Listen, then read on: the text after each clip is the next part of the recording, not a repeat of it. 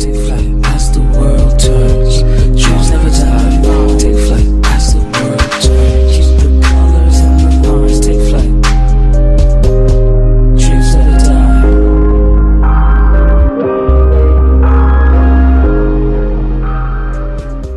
Alright children, it's your mama. Let me be completely honest and let you know that this is probably going to be a struggle review. The dog could not pay attention last night. I was very, very unprepared. I thought I had another week until Queen Sugar came back.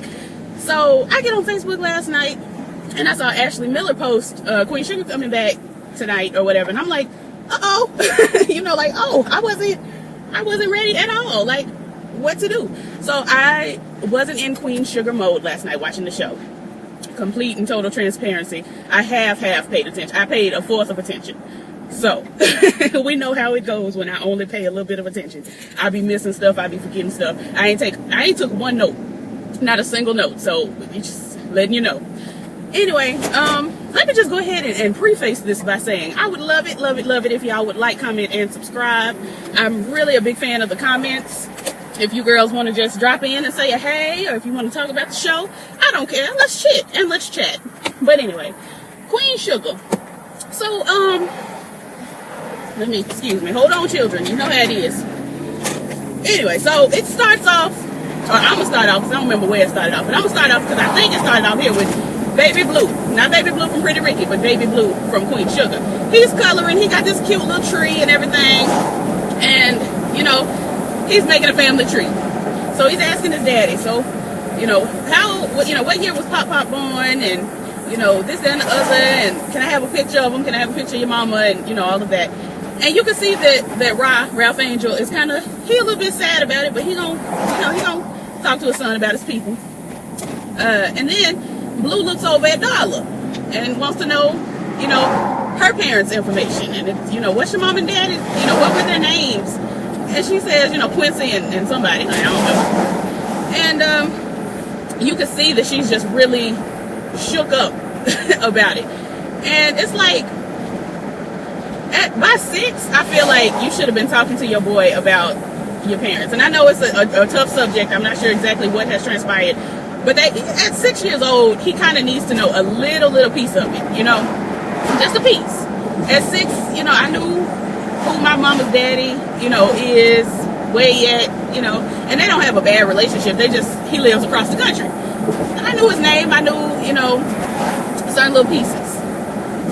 But anyway, so she shook. And they changed the subject right quick and hey, Blue, guess what? Your mom and daddy getting married. And Blue was just like, oh, married? What? He was so excited. Forever and ever and ever and ever? I can't believe it. Married? Yes, I got to find Kenya address. Okay, speaking of Kenya, what are we doing? He's still carrying around this doll. I don't even know if her name is Kenya. Because, you know, she was tossed over by the wayside. So I'm trying to figure out, he knew that wasn't his doll, Kenya. What? So now he's carrying around this new doll that he know ain't Kenya. I need more details on that. I need y'all to tell me, fill in what's tea with Blue and Kenya and whoever this new girl is. And are we accepting her? But anyway, he's excited about his mom and daddy getting married.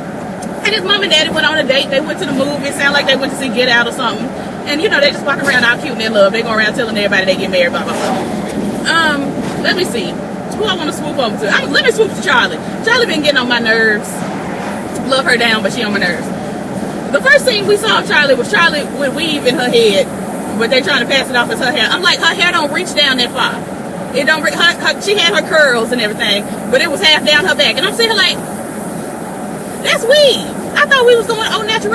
And then in the next scene, when you see it with her hair down, it's her hair, and it stops right at the shoulder where mine stops. And I'm like, sis, what are we doing? What are we doing?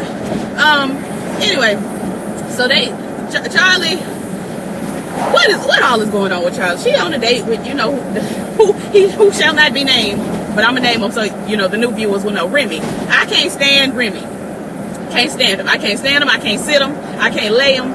I just do not like Remington, which I don't think that's his real name, but I don't like him. Anyway, so they out on the town, you know, they having witty banter and carrying on. She up under the umbrella, they cute and laughing and having a good time. Then she gets a phone call from her mama. Turns out Lorna's in town. I said, well, good, because I've been wondering who Lorna is. Lorna is, I can't remember her name, but she played Dr. Isles' mama on Rizzoli and Isles. She played Dr. Hope Martin.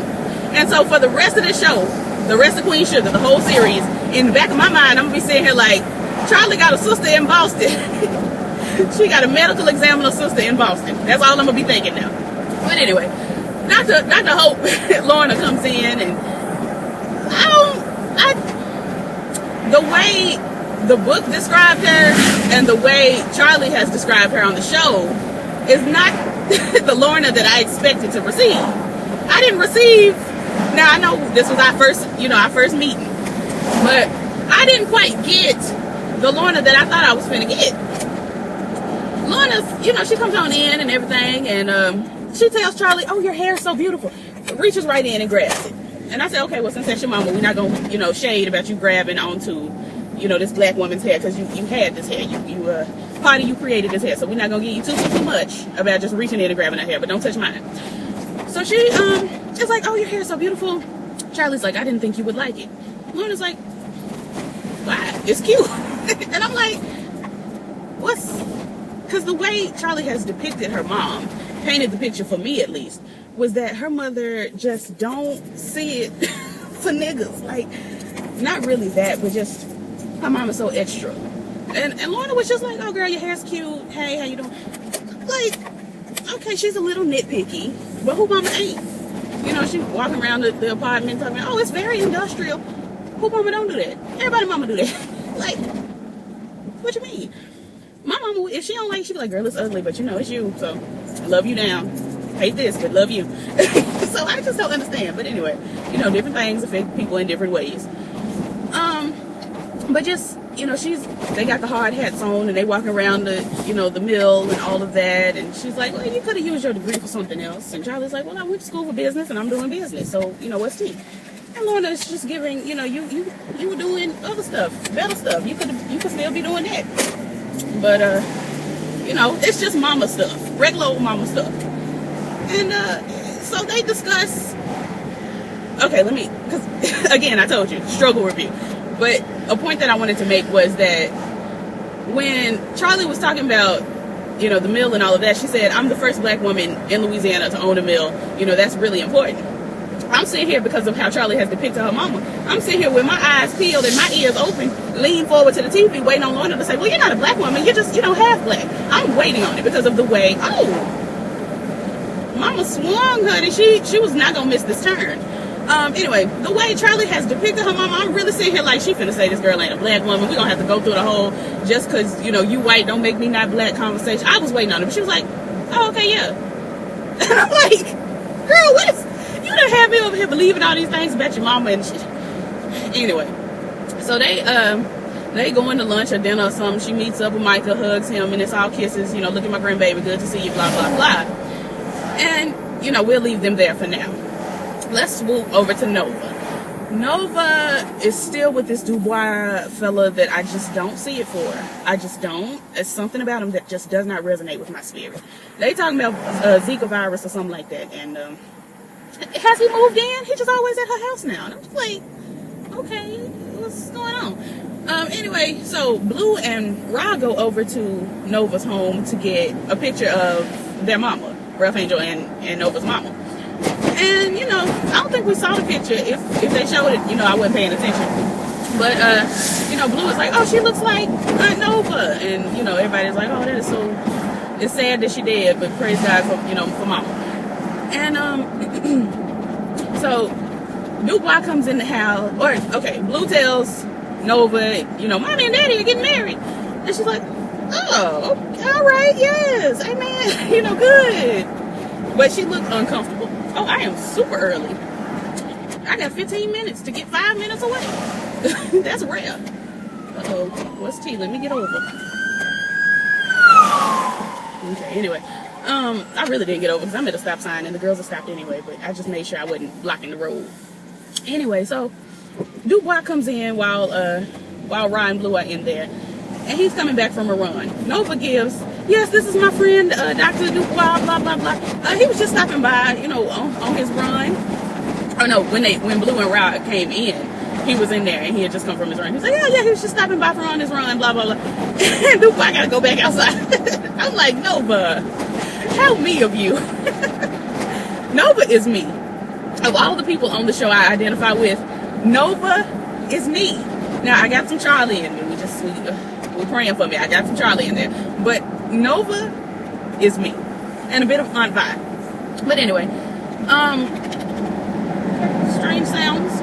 What's next? Let me let up these windows. I'm gonna get on this freeway for a tick and it's gonna be loud. Who else I want to talk about? Let me get over here to, oh, this boy get on my nerves, God. Micah. Micah works my nerves like none other. He may as well be on How to Get Away with Murder. Because he get on my nerves like Laurel and Connor get on my nerves. And McKay. Just go on over there, go to law school, Micah. And be on my nerves on that show so I can only be annoyed once out the week. This boy here, his dad is like, well, we need to go and tell your mama what's tea. I'm like, y'all should have been told her what's tea. This is her son. Like, what are you doing? Micah goes into, oh, she doesn't care. And she left you. And this, that, and I said, what is wrong with this boy? What's wrong with him? Now, we know he's got that large, low forehead. Is there something going on? What's wrong with him? What is wrong? And not to talk about the actor, because the actor, you know, when he has his little twist and they swooped over the front, it's cute. He's a cute little boy. But what is wrong with this boy, Micah? Not the actor, but Micah. For him to be like, and she left you, and blah. You was mad at your daddy, too. Your mama can't be mad at your daddy, but you can be mad at your daddy, tell him, I don't need you, and blah, blah, blah, and all of this. Ooh, I can't stand this little boy. I can't stand this little boy. I can't do it. He goes all into, she left you and blah, blah, blah, and she don't care and blah, blah, blah. And I'm sitting here like, young man, you were there. You were sitting right next to your mom. You showed your mama the video at the basketball game when Davis was caught on camera with that other woman. You took your phone and said, Mama, look, show her the video of him coming in and out of the hotel. And so now, and you witnessed your mama get up from her seat, walk out on the court and start hollering and swinging on Davis. So you acting brand new and all surprised all of a sudden, like, she left you. Are you out of your doggone mind? I'm trying to stay sane and sane. Trying not to cuss today. Have you lost your mind? Micah really, oh, he grinds my gears, honey. He just wears me out. I can't. But anyway, Davis is very persistent in that we have to tell your mama what done went down. So they you know, call Charley. Charley runs over there. We don't see them telling her, but, you know, it's implied. And she's giving, you know, we have to do something. We have the resources. We have to call folks. We got to make, this is not okay. And Davis is like, yeah, no, it's not okay. But they hollering, but I can't be bothered to do all that hollering today. They hollering. She's like, yeah. I mean, he like, yeah, it's not okay. Blah, blah, blah. And Micah's like, I've put it behind me. I don't want to do this. I don't want to deal with this. And I'm like, this is where that spoiled brat in Micah comes out. Because, Micah, you see the news. You see people going through things and not living. People, Philando Castile, Mike Brown, you know, it's countless names of people not living in their encounters with the police. And you just want to put this behind you. That's selfish. It's selfish because you have the resources. You are somebody, quote unquote, powerful. I mean, at least somebody powerful son. So you have the resources to make people listen more than other people do. You know, this is something important. This is something that people need to hear about, and they especially need to hear about it if somebody like Davis West, whoever he may be, you know, is going through, I mean, his son is going through something. I mean, it just doesn't make sense for you to be this selfish, is my point. And I've just put it behind me. I don't want to talk about it. Well, you need to. You need to. Because you don't do too much. You don't do much. You sit around, you be rich, and you go on your little dates with Kiki. And, you know, that's cool for a 16-year-old to do. But you have a responsibility. And I know it was just thrust on you. I understand, honey. I do. Because I was born into a family of responsibility as well. I don't really pay too much attention to my responsibility. But when I need to speak out about something, I do. And this is something that you need to speak out about on behalf of the other people who cannot. And just, I would think that hanging out with Auntie Nova, being with Nova, and, you know, being in her presence and seeing how serious she is about stuff like this would make you want to do something about it. But whatever, child. I can't be bothered with this little boy. He get on my nerves. So swoop back over to Lorna. Charley crying. She going through, oh, Lord, my son. And, you know, it's something to cry and go through about. But I grieved about this at the end of, you know, the other time. So I ain't going to give you too much grief today. She's giving, oh, my son, I can't believe it. She crying all in her mama's arms. And then they start talking about blackness. And this is another thing. I'm just really sitting here like the way I have imagined Lorna from her daughter's point of view is just not who she is or what she's shown me so far. Because, you know, they talking about Charley's going into, I didn't protect him like you protected me. You sent me off to boarding school and I didn't prepare him for being in the South and, you know, blackness and this and that and the other. And she's giving, you know, mama's giving, well, I sent you to boarding school because you are a black woman. You were a black woman in a white world. And I needed you to have the best education, the best this, the best that. And I see what she's saying. Because you don't want your daughter to be a black girl surrounded by white people and just be dumb. No shade. Like, not saying that black people are dumb in any way. But you don't want your daughter, you want your daughter to be smarter than the other kids. Just in general. But especially your black daughter. In a world where people do not respect blackness, you want your daughter to be able to articulate and give you, you know, something that people don't expect of blackness. You want her to be smart. You want her to be able to count and calculate and give you what you need. So I felt where Lorna was coming from, and then I felt where Charley was coming from. Because Charley was giving, well, I need to, you know, I spent summers down here in the South, and then I had to go home. And it felt like I had to, you know, switch back and forth between my blackness and my, you know, whatever the hell else-ness. You know, it felt like I had to turn it on and off. And honey, if I don't know the testimony, not necessarily so much about the blackness, but I grew up between the North and the South. And spending time in the North with my daddy. Mama just came and took my parking spot. Okay, well, that's all right. I'll just take this one up here. Spending time in the North with my father. And then coming back down here to the South with my mother. It was difficult, to say the very leastest. It was hard. Because I have always felt, and still do feel, like, my father does not enjoy Southern comfort. He don't like the South like that. And you gotta have Yankee, half Southern, baby. So, I mean, and I embrace my Southernness. You can tell on my videos how I be talking. I'm Southern, you know, from the bottom of my heart. I'm Southern. And it's just, it has always been difficult for me. And I know this ain't about me. I'm gonna wrap it up in a second. But it's always been difficult to try to balance being in the North and having these northern qualities and then being in the South and having these southern qualities, and then you come back from New York and your friends are like, why are you talking like that? What is this? What is that? What is this? And then you go over to go to the North from the South and everybody's like, what is this accent you've got going on? This is just too much, blah, blah, blah. And it's just like, girl, I'm literally just out here living. I'm just trying to live. It's just, you're making it hard for me. So I understand what Charley is saying. And then the blackness thing, I get that too, because my mother and father have two different types of black. They're two different types of black. And they're both, you know, well, my mom is a lot more Afrocentric. It's just, it's different. I don't want to get too deep into it, but it's just very different. You know, the relationship with my father and the relationship with my mother are two completely different things. I feel like I have to turn off one and turn on the other and turn on one and turn off the other, and it's just hard. And it goes for the relationship with my grandparents, you know, it's just hard. So I get what she's saying. I really feel her. And she's crying, and her mama's just like, girl, you know, y'all strong, y'all be all right. And then we swoop, because this thing got heavy, and I'm really over here thinking. We swoop over to the High Yellow. They having a surprise